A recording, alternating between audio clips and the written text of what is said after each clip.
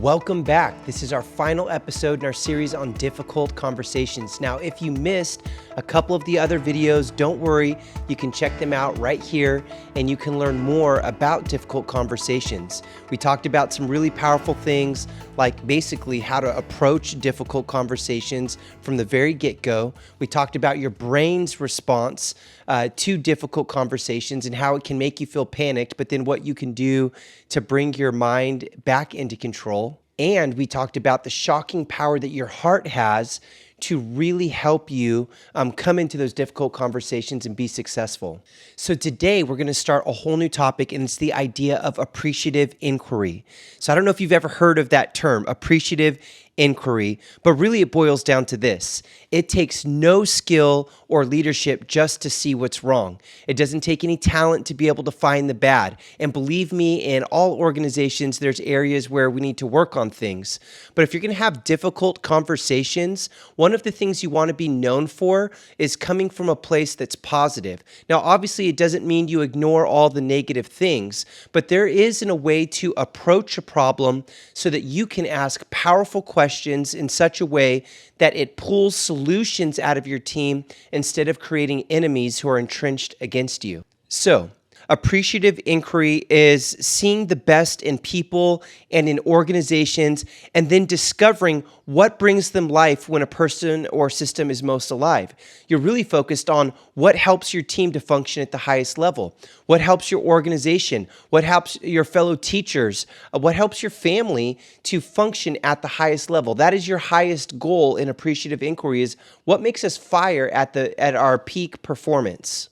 And again, appreciative inquiry is not ignoring the problems, but it's really advocating approaching them from a positive core, really approaching them from the other side. When challenges show up, it's easy just to go, oh my gosh, the world's going to end and it's your fault.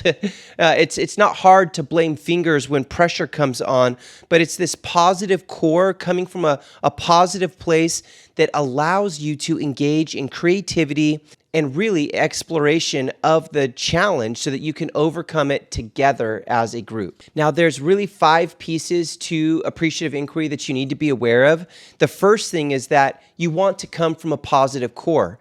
When people believe that you believe the best in them, when people believe that you truly care about them, when people believe that you want the team, not just you to win, but all of us together to win, you tend to get better results from people. Now, as you begin this process of appreciative inquiry, here's the 4 steps you want to think about. Number 1 is that in appreciative inquiry, your goal is to discover what is already working. Now, you may be going, yeah, but there's a problem. Of course, there's a problem. There's always going to be problems. But the first thing you want to do is establish, what do you know that is already working? And you want to take time to start the meeting with that. You want to start with, hey, here's what we know is working. And you begin to talk about that. And in that, you want to praise people specifically who helped create those wins. You want to give encouragement. This is not false or blowing people up or making them feel a false reality, but you want to focus on the good and take some time and develop that part of the conversation. The second thing you want to do is you want to start dreaming about what might be, like what might be able to happen if we were able to put our minds together to solve this problem.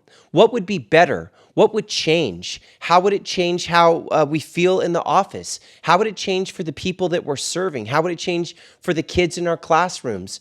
How would it change for us in our break room if we were able to solve this problem in such a way that it really put the problem to rest so that we could move forward? The third step you want to begin to do is you want to begin to design this. You want to begin to go, okay, now we've got it in our mind of like this dream of what it might be like. And what we want to now start doing is backwards planning. What was it that we wanted to see happen, and how might we move our team and our organization towards solving that problem? Again, it doesn't take any special powers to be able to see all of the gaps. But what you want to be able to do is look at those gaps and go, okay, how can we begin to address them now?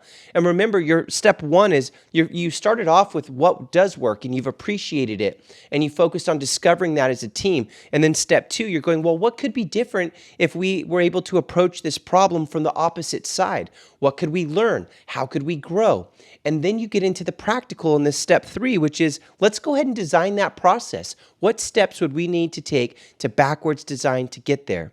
Now, the fourth step of appreciative inquiry is the idea of destiny or implementing the design.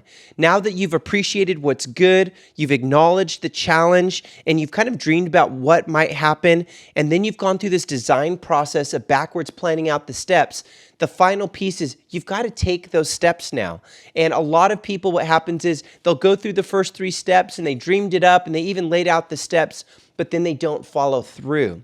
And your goal in appreciative inquiry is not just to go, woo, we feel good about each other and we dreamed about some things, but you've got to take the next step, which is to follow through with the plan that you've created. Now, when you do that, that creates an incredible dynamic on your team. It helps you to feel connected and it helps you to build momentum. Now, you might be asking yourself, now that we're at the end of this series on difficult conversations, why are you talking about appreciative inquiry? It feels so ooey gooey. It's not about a difficult conversation, but it actually is. Because when you come into these difficult, challenging moments where you have to have a difficult conversation in the workplace or a difficult conversation with your boss or with a coworker, it's easy to come just from a place of negativity.